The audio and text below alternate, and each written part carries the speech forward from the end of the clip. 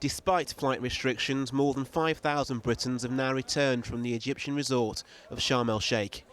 The faces of frustration are the unlucky ones who've already been delayed. Some could be here for 3 more days. The Foreign Office sounded the alarm about lapses in Egyptian airport security last week. Investigators of Flight 9268's black box say a recording could point to an onboard explosion.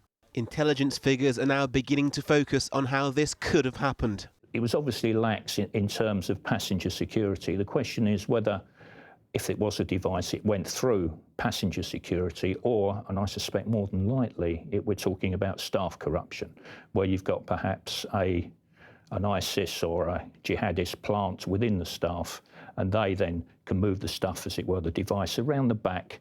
The Egyptian government have already sacked the head of security at Sharm el-Sheikh airport.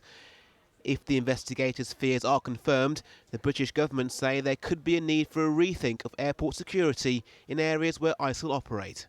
The Tunisian museum and beach attacks earlier this year have demonstrated how terrorism can directly impact tourism.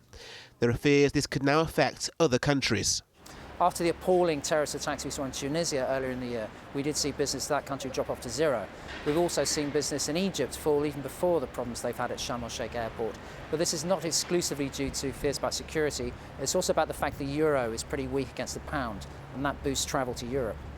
Major operators British Airways and EasyJet won't be sending flights to the airport for at least 2 more weeks.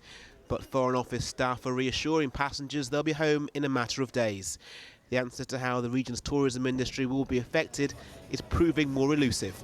Warren Nettleford, 5 News.